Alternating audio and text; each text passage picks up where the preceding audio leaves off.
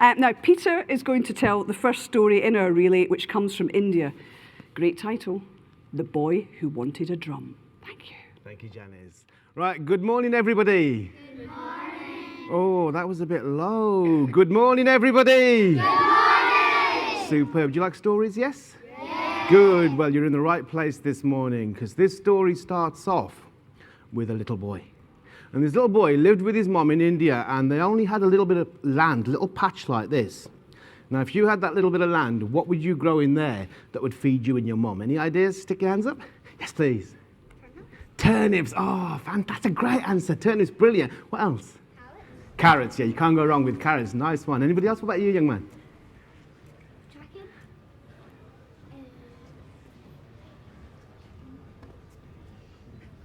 Corn, that's a great answer. One more, very one. Apples, oh, you can't go wrong with apples. These are all brilliant answers. I love your answers. Should I tell you what they actually grew? They grew chili plants.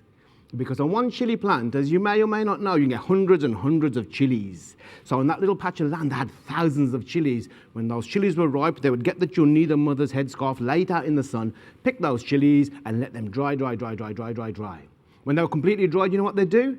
Get a pestle and mortar and grind it down to make chili powder. Then the mother would go to the market and she would sell that chili powder, and they would buy atta, which is the flour that they use to make the roti, the bread, and they'd buy a bit of curry powder, maybe a few vegetables, a little bit of sugar, and that's how they lived.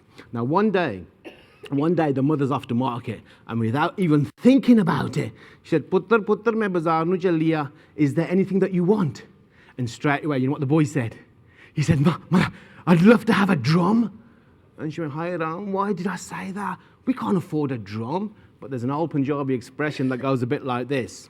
Once the words leave your lips, they become somebody else's property. So be careful what words you use, because once they've gone, they've gone.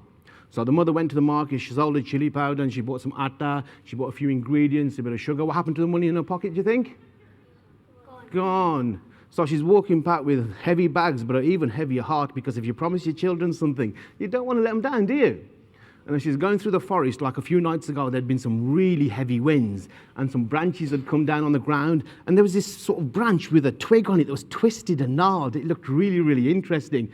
And the mother thought, if I can't take him a drum, at least I'll take him something. And you know what she did? She took that stick and she snapped it off, and she went home. And when the boy heard the latch, he jumped out of his chair. He says, Ma, have you got me a present? Have you got me a present? She says, I certainly have. She goes, it's behind my back. He says, I'm so excited. She says, good. He said, I'm going to practice every day. She says, good. It's good to practice. I'm going to practice every afternoon, every time I get 5 minutes off. She says, good. Close your eyes and put your hand out. So I'm so excited. I'm so excited. She says, here you go. He says, oh, thanks, Mom. A dirty stick. But you know what it's like. If your mom was somebody who loves you, gives you something, it doesn't matter if it's not worth anything. It's the thought behind it, isn't it? But the boy found something else. He found that when he had that stick, it made different sounds on different surfaces. So it'd be a chair sort of, he'd get a table, tick, tick, tick, tick, tick, tick, tick. And you know what the best sound in the whole wide world is? Can anybody guess? What's the best sound in the whole wide world? You know those railings outside the park? And he'd have his stick and he'd go, wherever he went, he had his favourite thing with him. Now, one day he's coming home from school and he's walking towards his village when he hears a shout. And this shout nearly burst his eardrums, because there's a woman and she's saying this. Which translated means, oh my Lord, why did you give me such a husband? Why? And the boy thinks, what's going on here? So he followed his ears and he came to the village, and there was a woman and she was crouched down by a chulla. Now a chulla is like a stove that you use outdoors, yeah? And she's blowing. But do you think any fire's coming out? No. But there's thick smoke that's making her eyes run and her nose run like this. And he says, Auntie, why are you shouting? What's the matter?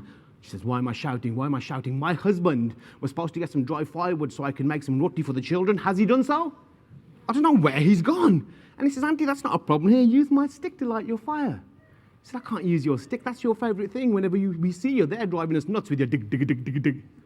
Auntie says, you've got to feed the baby. So she took that stick and she put it on the chulla. Now, because that stick was so dry, soon it started flaming. She threw some wet wood in, and even that was roaring. And she took the tawa. Do you know what a tawa is, guys? It's like, imagine a frying pan without any edges like this, like a griddle pan. She put that on the chulla. She took a ball of dough. Can you help me get a ball of dough, yeah? Brilliant. Can you roll it out as flat as a pancake with a rolling pan? Superb. Can you knock off the excess flour?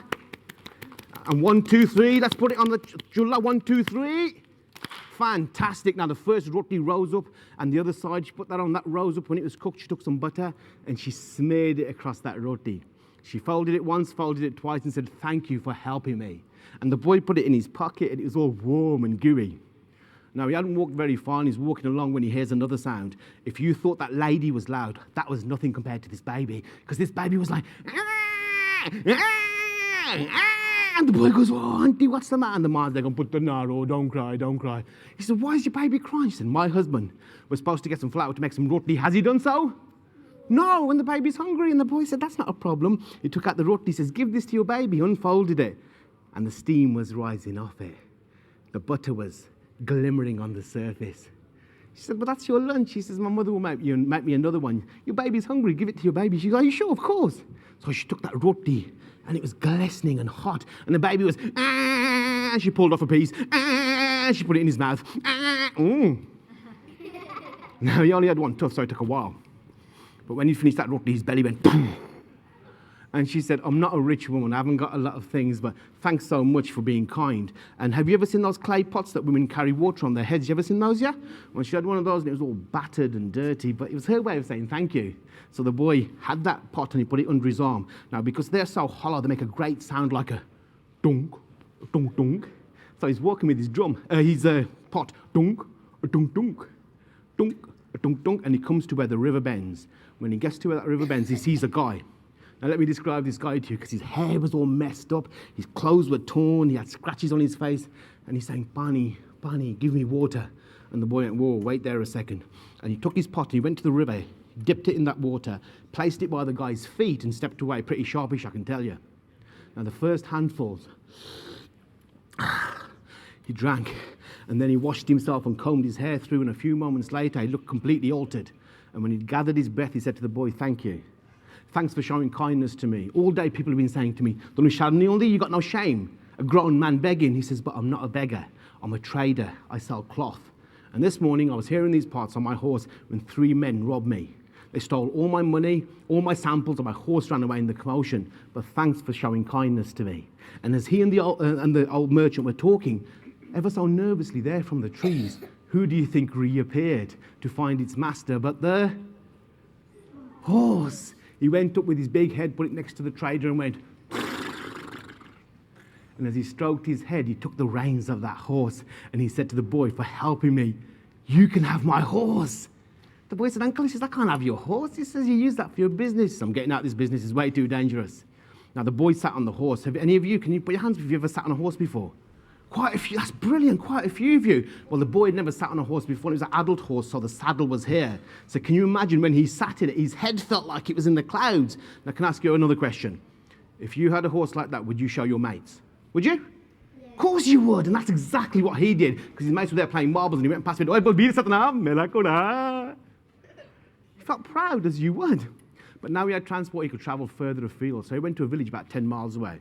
Now, I don't know if you guys know this, but when he hit across the forest, there was a wedding party in India and a lot of parts of that part of the world. When there's a wedding, the girl's father's got to pay for everything. Do you know? And the boys' side all go to the girls' side. And you go all dressed up and you go with a band. And the band are the happiest people in the wedding. Why? Because they make everybody dance. But this band was like this. So down, and the boy said, "Uncle, what's the matter?" And the band leader said, "What's the matter? Look at the bridegroom." And the bridegroom was there with all his nice clothes on, but he looked really, really sad. He said, "Why? Why is everybody upset? You're the band. You're supposed to be happy. You make everybody dance." And he said, "Why?" He said, "The guy's supposed to come on the horse to take him to the girl's side. He's not turned up. We can't walk there. They're going to say, 'You marry our daughter and you've come on foot.'" "We don't think so." And the boy said, "Is that all?" And he blew out a whistle, and you can guess. Who appeared from between the trees?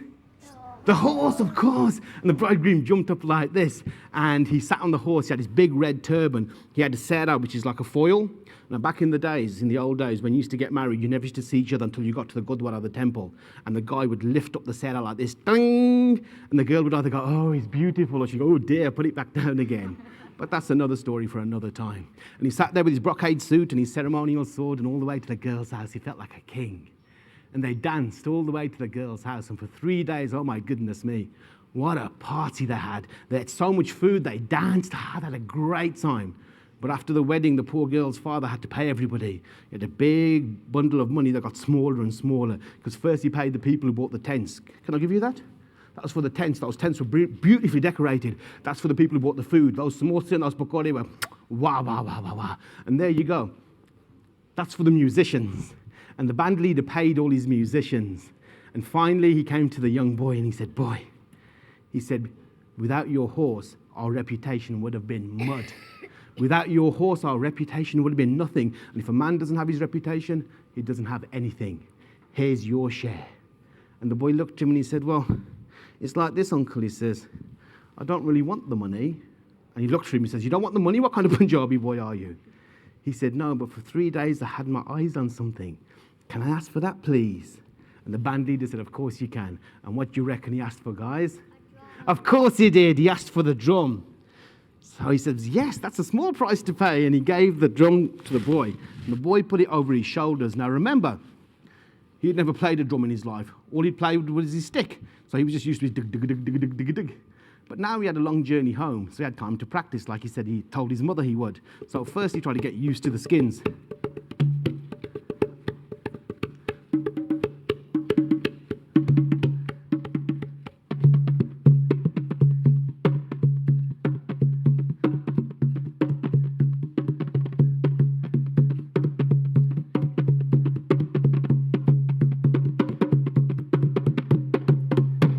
When he got home, he said, Mama, look what I got.